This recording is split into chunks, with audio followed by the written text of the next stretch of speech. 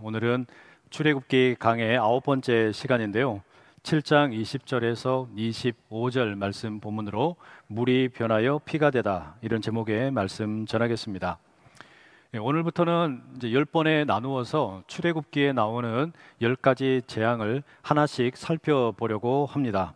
그렇게 마음을 먹고 난 다음에 제가 아차 하는 생각이 좀 들었어요. 왜냐하면 재앙 이야기를 계속 듣는 게 별로 유쾌하지가 않잖아요. 계속해서 얻어터지고 깨지고 상하는 이야기 듣다 보면 별로 기분이 좋지 않습니다. 그래서인지 모르지만 이 많은 목사님들이 이 10가지 재앙을 자세하게 설교하는 경우가 별로 많지 않아요. 일단 한다고는 했는데 우리 목사님들을 모아놓고서 그런 이야기를 했습니다. 아이디어를 좀 달라. 뭐라고 설교하면 좋겠냐, 이렇게 물어보면서 저에게 좋은 아이디어를 주면 뭐라도 상금을 제공하겠다라고도 이야기했습니다. 기왕에 우리가 10가지 재앙의 이야기를 하나씩 좀 자세하게 뜯어볼 때 하나님께서 재앙 속에서 어떤 은혜를 주려고 하시는지 우리 모두가 함께 깨닫는 좋은 시간 되기를 소망합니다. 우선은 이 10가지 재앙의 성격에 대해서 좀 말씀을 드려야 되겠습니다. 이 재앙에 대해서 책이나 또는 논문을 여러 편 읽어보았더니 이 재앙을 해석하는 두 가지 주된 경향이 있습니다. 첫 번째는요, 이 10가지 재앙이 역사적인 사실인 것은 인정을 하지만 아마도 그것은 자연현상으로 나타난 천재지변일 것이다, 이렇게 해석하는 분들이 있고, 또 한편으로는 이 재앙 이야기는 역사적인 사실이 아니고 꾸며낸 이야기다, 문학적인 허구이다, 이렇게 해석을 하는 경우도 있더라고요. 그런데 우리는 성경의 말씀을 하나님의 말씀이라고 믿고, 그러면 출애굽기에 기록된 역사, 그것도 사실이라고 믿습니다. 그런 관점에서 이 말씀을 좀 해석을 하고 나누도록 하겠습니다. 또한 여기서 중요한 것은 왜 하나님께서 10가지 재앙을 내리셨나, 그 목적이 아닐까 생각이 되는데, 10가지 재앙을 내리시는 목적, 그것은 어찌 보면 아주 간단합니다. 하나님이 누구이신가, 이것을 알리기 위함입니다. 출애굽기 5장 1절에 보면 시내 산을 내려온 모세가 처음으로 파라오를 찾아가서 이렇게 말합니다. 내 백성을 보내라. 그러면 그들이 광야에서 내 앞에 절기를 지킬 것이니라. 하나님의 말씀을 대언한 것이죠. 그랬더니 파라오가 5장 2절에 이렇게 답변을 합니다. 바로가 이르되 여호와가 누구이기에 내가 그의 목소리를 듣고 이스라엘을 보내겠느냐. 나는 여호와를 알지 못하니 이스라엘을 보내지 아니하리라. 파라오는 여호와라는 이름의 신을 모른다라고 말합니다. 그래서 이스라엘 노예들을 풀어줄 수 없다라는 것이죠. 그래서 하나님께서는 파라오에게 네가 모른다고 했으니까 내가 누구인지 알려주겠다, 여호와가 누구인지 알려주는 차원에서 재앙을 내리십니다. 이게 재앙의 근본적인 목적이에요. 다시 말하면 이 재앙은 결국에 하나님이 누구인가, 이것을 파라오로 하여금 깨닫게 하기 위한 목적을 갖습니다.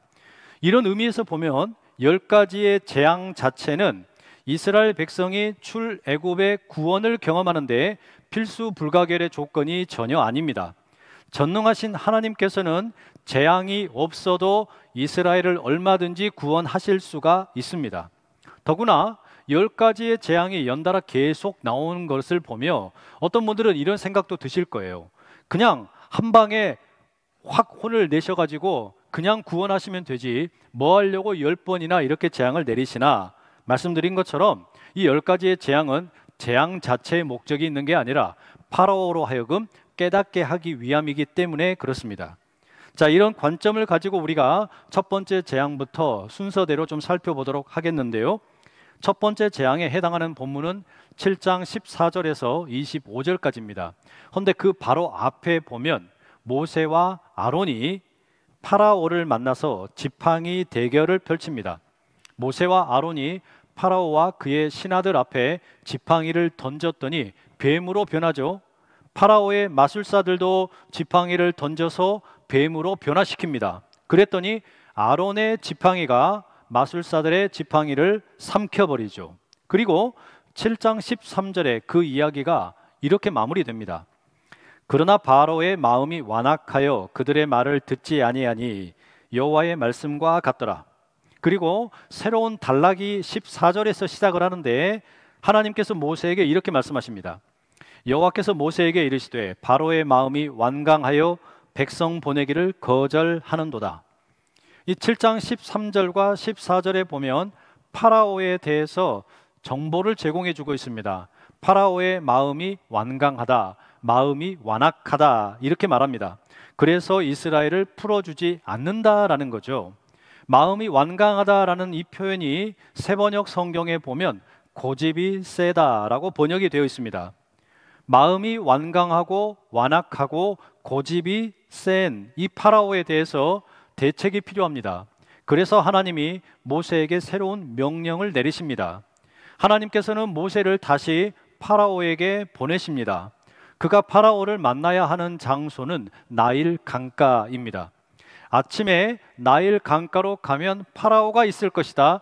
그를 만나서 내가 들려주는 이야기를 하라라는 겁니다. 여기서 여러분 우리가 생각할 게 있어요. 왜 나일 강가에서 파라오를 만나라고 하셨을까요? 파라오는 이른 아침에 뭐 하려고 나일 강가에 나갔을까요? 어떤 학자는 파라오가 나일 강가에 나간 이유가 강을 예배하기 위해서 제사를 드리기 위함일 것이다 라고 말합니다. 일리가 있는 것 같아요. 건조한 사막 기후에서는 물을 잘 관리하는 게 너무 중요합니다. 그러니 물의 관리와 유지는 통치자에게 가장 중요한 과제라고 할 수 있어요. 나일강은 이집트의 생명의 젖줄과 같습니다. 그러니 파라오에게 있어서 나일강은 가장 중요한 곳이고 강에 문제가 생기면 커다란 어려움이 생기는 곳이기도 합니다. 그래서 파라오는 이른 아침에 나일강에 나가서 제사를 드렸을 수도 있겠습니다. 이처럼 중요한 나일강에서 파라오를 만나거든 모세에게 이렇게 말하라 하나님이 지시를 내리십니다. 16절인데요. 우리 함께 읽어보시겠습니다. 시작. 그에게 이르기를 히브리 사람의 하나님 여호와께서 나를 왕에게 보내어 이르시되 내 백성을 보내라. 그러면 그들이 광야에서 나를 섬길 것이니라 하였으나 이제까지 네가 듣지 아니하도다. 여러분, 파라오가 듣기에 상당히 도발적인 내용이죠. 이른 아침부터 파라오의 심기를 불편하게 만드는 말씀이에요. 비록 하나님의 말씀이라 하더라도 이와 같은 이야기를 최고의 권력자에게 전하는 것은 상당히 위험한 일입니다. 그런데 여기 주목할 게 있어요. 하나님께서 자기 스스로를 뭐라고 말씀하시냐? 히브리 사람의 하나님 여호와.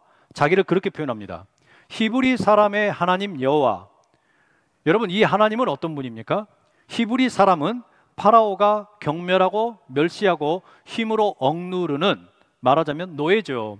주변부의 사람들인데 하나님은 스스로를 가리켜 바로 그와 같은 노예들의 하나님, 주변부 사람들의 하나님, 아웃사이더의 하나님이라고 말씀을 하시는 거예요.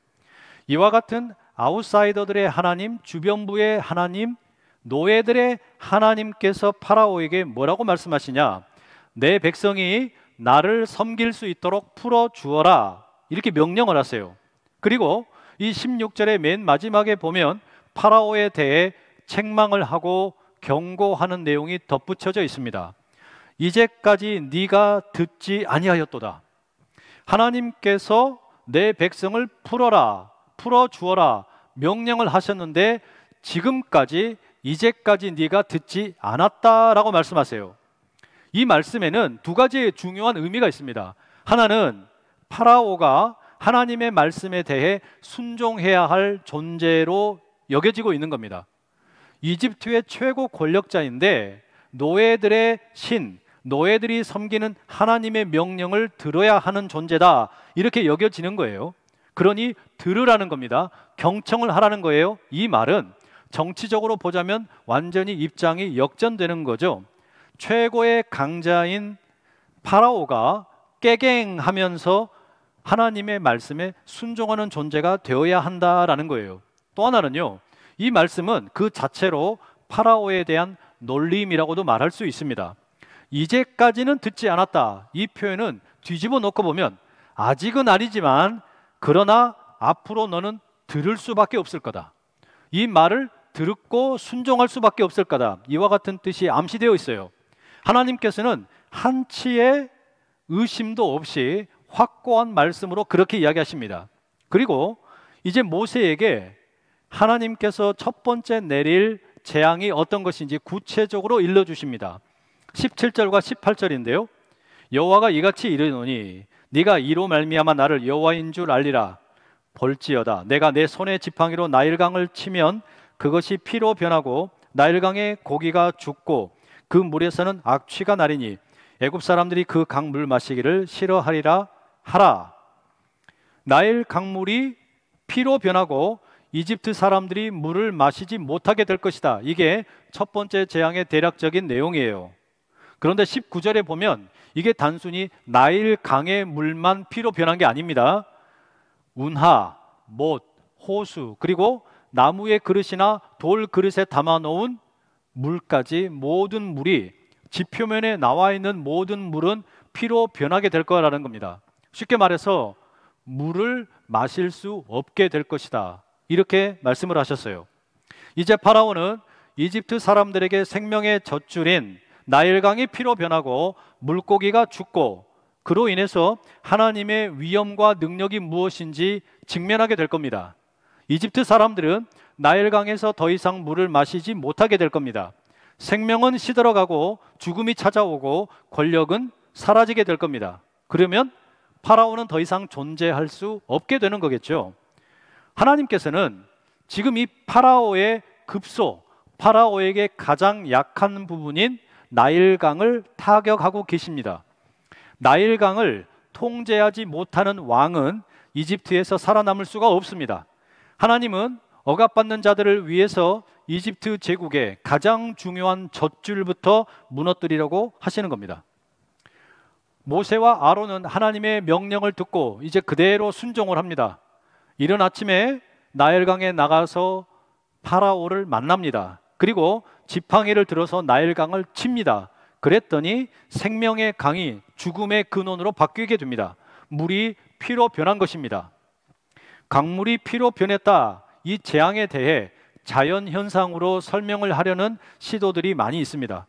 나일강이 매년 범람을 하는데 강 밑에 있던 흙이 위로 상승을 하면서 강물이 벌겋게 보였다. 이렇게 설명하는 분도 있고, 또 어떤 사람들은 나일 강물에 살고 있는 미생물 때문에 적조 현상이 일어나서 벌겋게 보인 것이다 말하는 분도 있습니다. 그러나 우리는 출애굽기의 말씀이 하나님의 말씀이고 하나님의 말씀이 역사적인 사실이라고 믿습니다. 20절 본문에 보면 그 물이 다 피로 변하고 라고 기록이 되어 있어요. 나일강이 범람해서 또는 적조 현상 때문에 붉게 보이는 것이 아니라 전능하신 하나님께서 실제로 물을 피로 변화시키셨다는 거예요. 요한복음 2장에 나오는 가나 혼인잔치에 예수님께서 물을 포도주로 변화시키시는 것처럼 전능하신 하나님께서 그런 역사를 행하셨다라는 겁니다. 전능하신 하나님의 이와 같은 역사는 수천 년 전에 성경 속에만 일어난 것이 아니라, 성경 속에 갇혀있는 하나님이 아니라 이 하나님께서는 지금도 우리가 살고 있는 이 세상 가운데 동일한 기적의 역사를 행하시는 줄 믿습니다. 의학의 기술로 설명이 되지 않는 방식으로 병이 고침받기도 하고 깨끗이 사라지기도 합니다. 또는 실패하고 좌절한 인생을 향해서 용기를 주셔서 다시 살아갈 수 있도록 도우시기도 한다는 말이에요. 그러니 여러분, 이 땅에 우리가 과학 기술이 아무리 많이 발전을 해도 하나님의 기적, 전능하신 하나님을 신뢰할 수 있기를 간절히 소망합니다. 다시 본문으로 좀 돌아가 보면 강물이 피로 변하게 되자 어떤 일이 일어납니까? 21절을 세번역 성경으로 읽으면 이렇습니다. 그러자 강에 있는 물고기가 죽고 강물에서 악취가 나서 이집트 사람들이 그 강물을 마실 수 없게 되었다. 이집트 땅의 모든 곳에 피가 괴었다. 물이 피로 변화되었기 때문에 강물에 살고 있던 물고기가 떼죽음을 당한 거죠.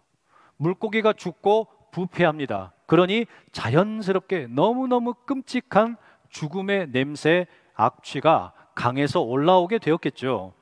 그런데 여러분, 이 악취를 5장 21절의 말씀과 비교해 놓고 보면 상당히 흥미로운 내용을 발견하게 됩니다.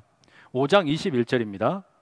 그들에게 이르되 너희가 우리를 바로의 눈과 그의 신하의 눈에 미운 것이 되게 하고 그들의 손에 칼을 주어 우리를 죽이게 하는도다.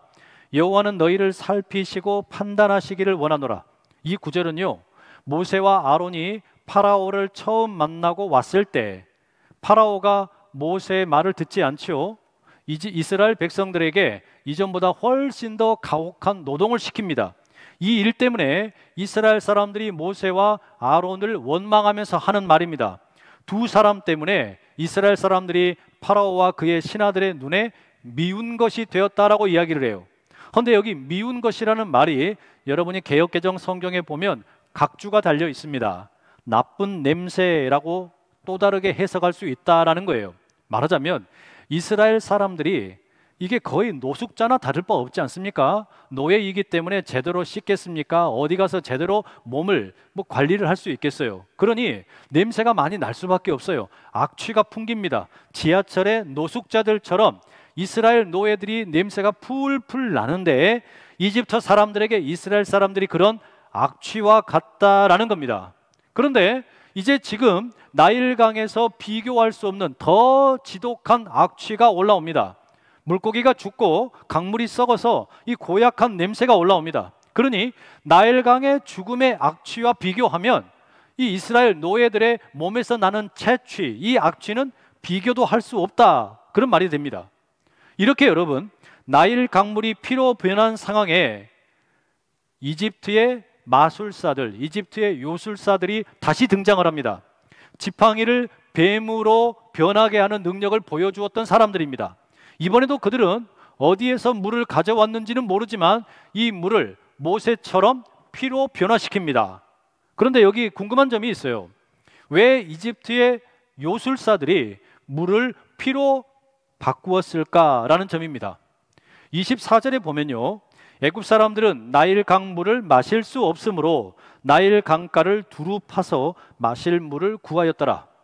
이집트 사람들이 물이 피로 다 변해버렸기 때문에 지표면에 나와 있는 물들은 먹을 수가 없어요. 그래서 어떡합니까? 손가락이 부르트도록 땅을 파서 우물을 만들려고 했다는 이야기입니다. 너무 비참하잖아요. 그럼에도 지금 이 파라오와 이집트의 요술사들이 하는 것은 뭡니까? 백성들의 건강을 신경 쓰는 게 아닙니다. 먹을 물을 구하지 못하는 백성들의 문제가 아니에요. 그들은 모세와 아론이 행했던 것처럼 똑같이 물을 피로 만들어서 물이 피로 변한 재앙이라는 것이 여호와라는 이름의 신의 능력이 아니고 인간도 할 수 있다라는 것을 증명하려고 합니다. 그걸 통해 뭘 말하려고 하는 거냐? 여호와라는 이름의 신은 존재하지 않는다, 이것을 입증하고 싶었던 거예요. 그래서 물을 피로 만들 수 있으면서도 피를 물로 만들지는 못하는 겁니다. 더 기가 막힌 건 여러분, 파라오의 반응입니다. 이집트의 요술사들이 물을 피로 만들어내자 이 파라오의 마음이 더 딱딱해집니다. 완악해집니다. 완강해집니다. 하나님의 말씀에 순종하지 않습니다. 그리고 어떤 행동을 하느냐? 23절 세 번역으로 읽어드립니다. 이번에도 바로는 이 일에 아무 관심도 없다는 듯이 발길을 돌려서 궁궐로 들어갔다. 기가 막힐 노릇이에요. 아니, 어떻게 한 제국을 통치하는 왕이 백성들이 지금 마실 물이 없어가지고 손가락이 부르트도록 땅을 파헤치고 있고 강에서 끔찍한 악취가 올라오고 있는데 아무 관심도 없다는 듯이, 벌어진 일에 대해서 아무런 관심이 없다는 듯이 자기 궁궐로 들어갈 수가 있습니까? 너무 무책임하잖아요.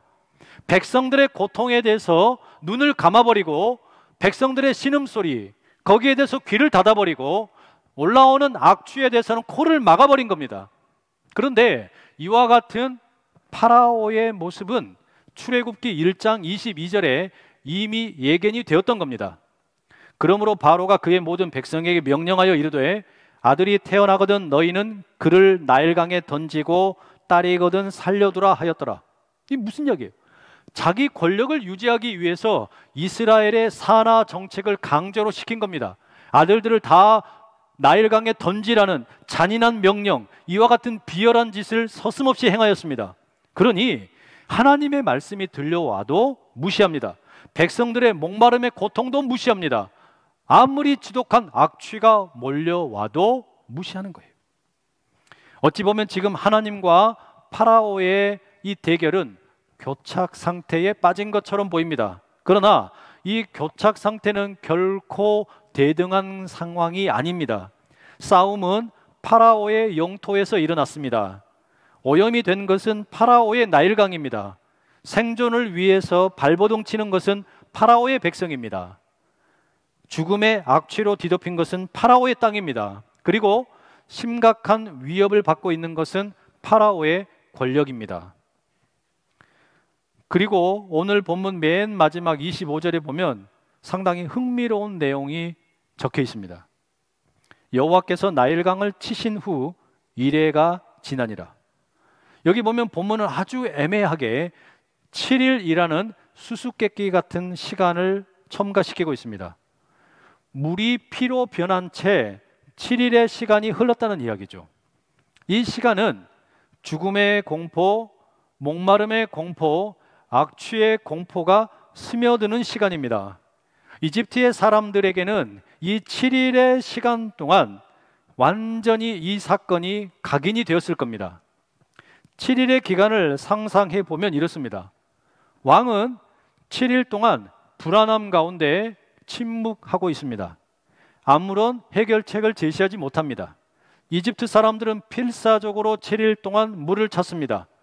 7일 동안 결국에 이집트 온 땅에 엄청난 혼돈이 강타합니다.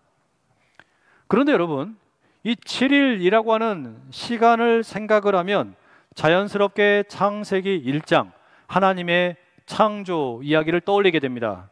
하나님의 천지 창조는 7일이 걸렸습니다. 혼돈과 공허의 원시 바다 그 세력을 잠재우시고 새로운 질서를 세우는 창조였습니다. 마찬가지예요. 바로는 원시 바다처럼 혼돈을 사랑하고 혼돈스러운 상황을 이용해서 자기 권력을 유지하는 인물이었습니다. 그런데 이제 이집트 땅에 그와 같은 혼돈과 공허의 세력을 극복을 하고 새로운 생명의 질서를 세우는데 7일이 걸렸다라는 겁니다. 혼돈의 세력이 사라지는데 7일이 걸렸어요. 그럼 여러분, 반대편에 있는 이스라엘의 노예들은 어떻습니까? 그들은 기다리고 있습니다. 하나님이 주시는 새로움을 기다리고 있습니다. 마침내 하나님께서 나일강을 온전한 소유로 회복을 하시고 통치하시는 날을 기다리고 있습니다.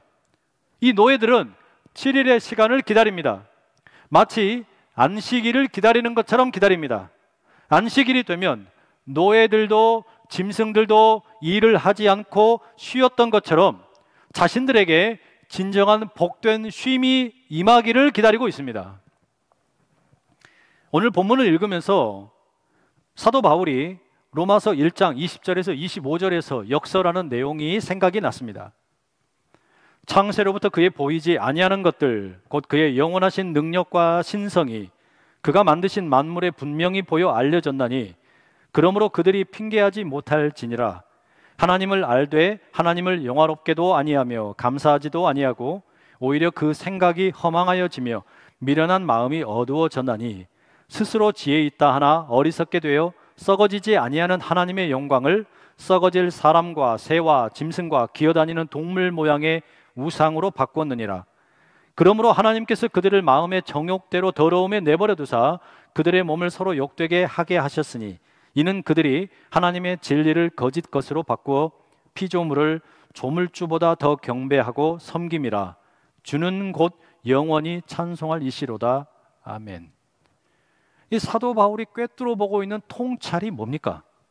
창조주와 피조물의 관계가 왜곡이 일어나게 되면 그 결과로 피조물들의 생명이 위험해진다라는 거예요.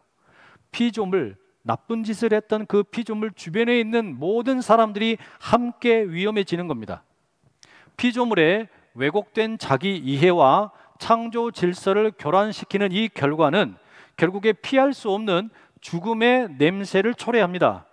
이 죽음의 악취는 최신 환기 시스템을 설치해 놓은 왕궁의 으리으리한 저택에도 스며들어가는 겁니다.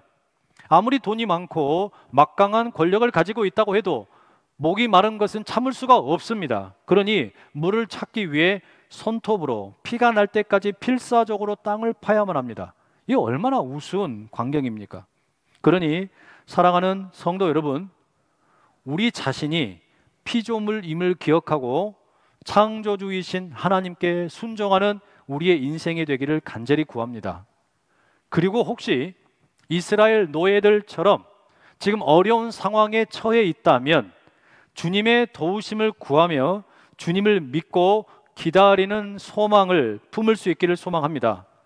어떤 어려움이 있어도 혼돈과 공허의 세력을 물리치시고 새로운 창조를 행하실 우리 주님을 기다리기를 소망합니다. 복된 쉼이 있는 안식을 기다리듯이 기다리는 가운데 우리 주님의 능력이 임하여 우리 가운데 찾아온 어떤 질병이 되었든 안타까운 문제가 되었든 사고가 되었든 깨어진 관계가 되었든 주님의 능력을 의지하여 회복되는 역사가 우리 모두 가운데, 우리 공동체 가운데 있기를 간절히 소망합니다. 기도하겠습니다. 사랑하는 주님, 우리로 하여금 우리 자신의 피조물됨을 기억하게 하옵소서. 그리하여 하나님의 자리를 침범하지 않게 하시고 도리어 하나님의 구원의 손길을 의지하며 순종하는 삶이 되게 하옵소서. 혼돈과 공허의 세력을 이기시고 새로운 창조를 행하실 주님을 붙들게 하옵소서. 예수님의 이름으로 기도드립니다. 아멘.